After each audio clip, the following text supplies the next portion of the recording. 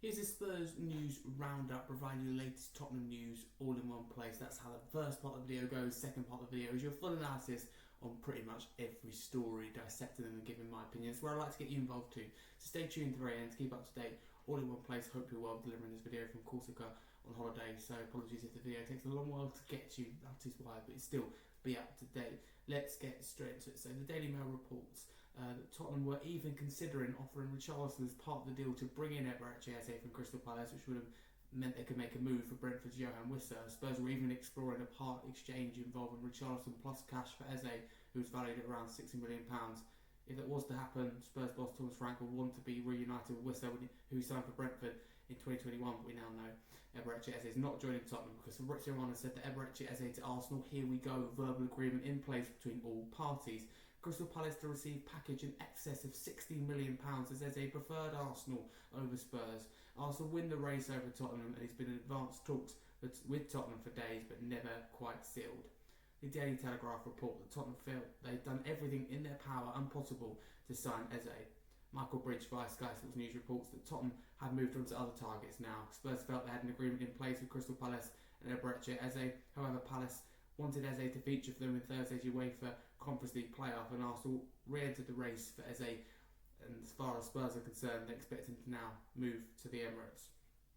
Next, Tottenham Hotspur's high-profile failed transfer list is as follows: Paulo Dybala, Luis Suarez, Luis Diaz, Bruno Fernandes, Jan Moutinho, Ricardo Pereira, David Villa, Florentines, Willian, Hulk, Damino, Alvarez, Eden Hazard, Sadio Mane, Stephen Etienne, Jack Grealish, Morgan Gibbs-White, Eberechi Eze.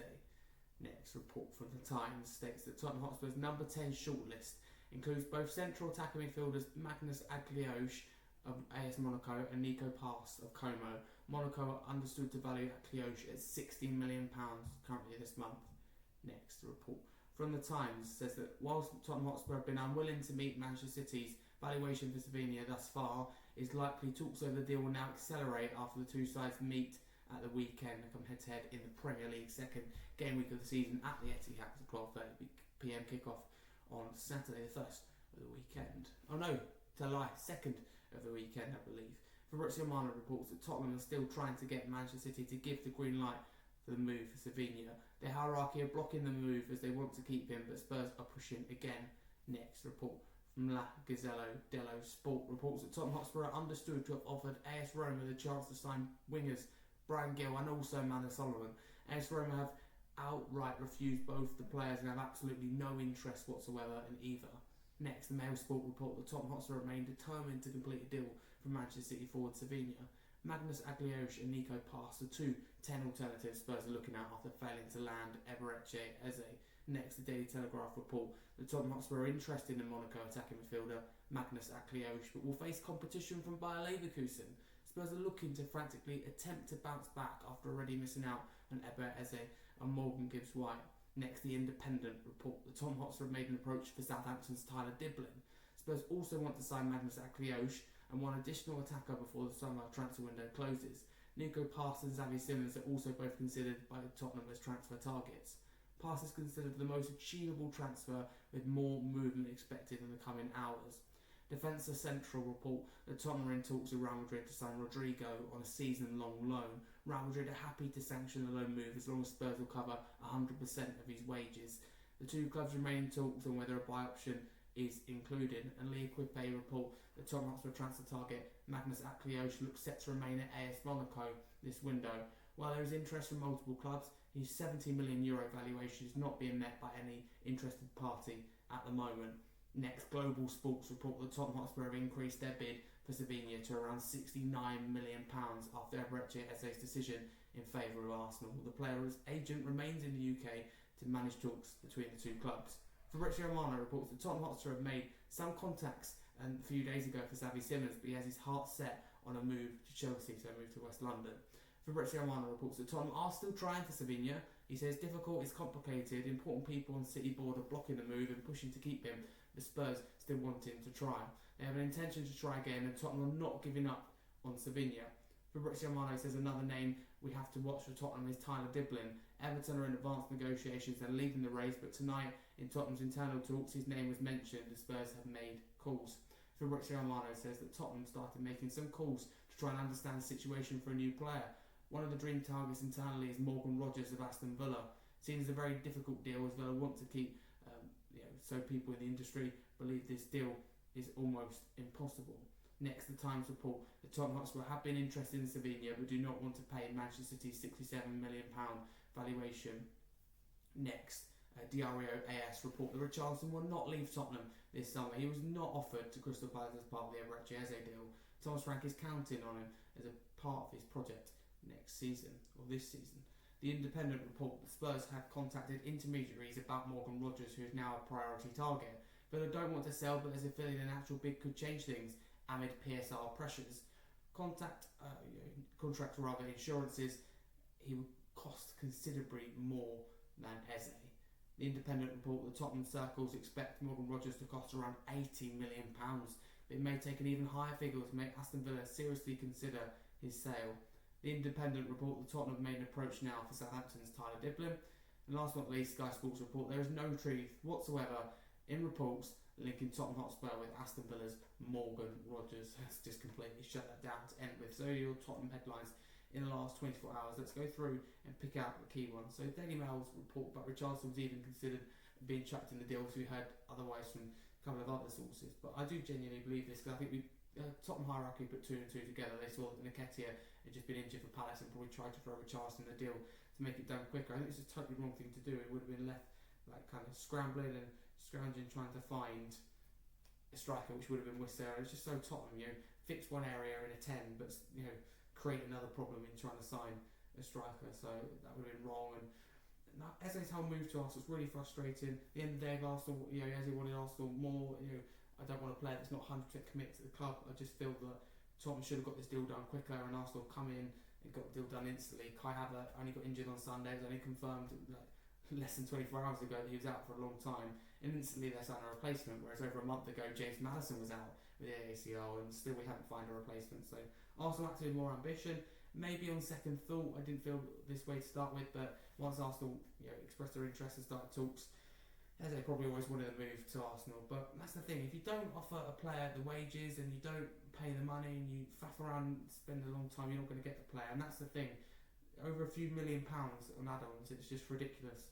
Pay the money, get the player. Eze's absolutely worth £60 million.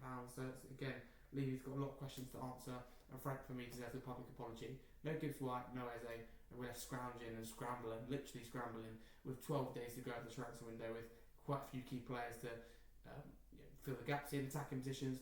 Just one to name the least, a left winger and a number 10. But hey ho, it's just frustrating. It's not necessarily, Eze would be great. It's not just Eze and the difference he'd make to the top teams. In fact, we've seen this story time and time again. Lacking ambition, it's really frustrating. It doesn't surprise me that list of high-profile transfers that Tottenham's failed to get over the line. So what have we got then? So Nico Pass, I don't see it happening. People say it's the most realistic. I see him going to Real Madrid. I think Real Madrid have something in the contract that's favourable to them.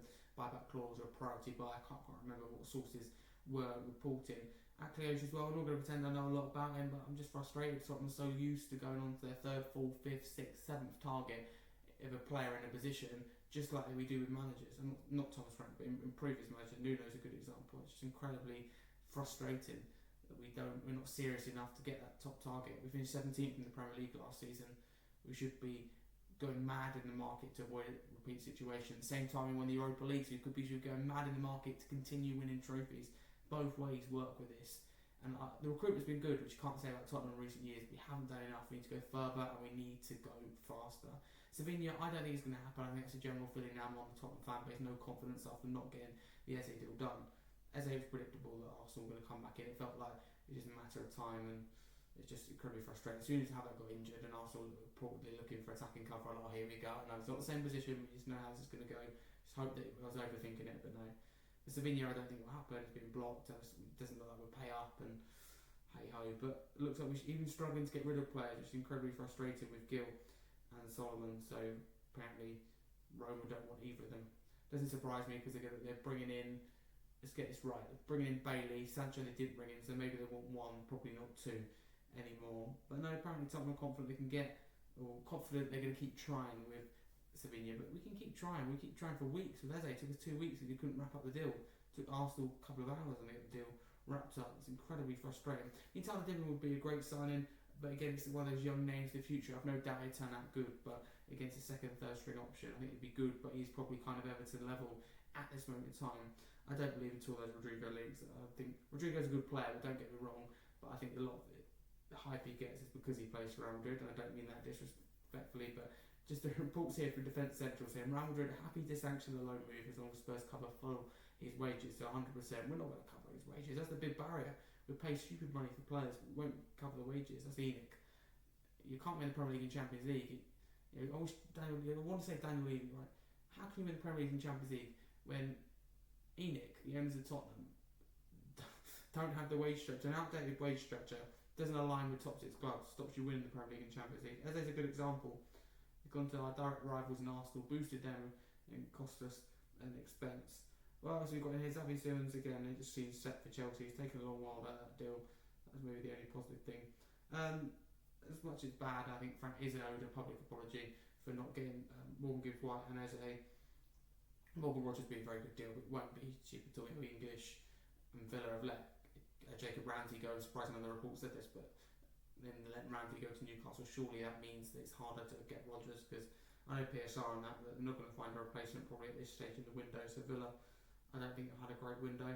Evan Gusselin, do they get in? I think that's a good bit of business, but that's it. They let Ramsey go, so 1 in, 1 out. But Rogers would be a great signing. I just can't see it happening. Hope the report is right from DRAS and Richarlison going nowhere. Why would you get Richarlison go? It's absolutely bonkers. But hey ho, those are my thoughts on the top headlines in the last 24 hours. You're now up to date. That is your Spurs news roundup. Thank you very much for watching. Get involved in the comments below. Anything I said in today's video, anything you agree with, disagree with, want me to chat with, debate with, I'll get involved in the comments below. I always read every comment and I'll answer you ASAP, and also get involved in any headline that you heard as well. Thank you very much for watching. Come back for tomorrow's daily Spurs news roundup, providing you the latest top news all in one place and a full analysis. But now you're up to date, and a massive come on you Spurs.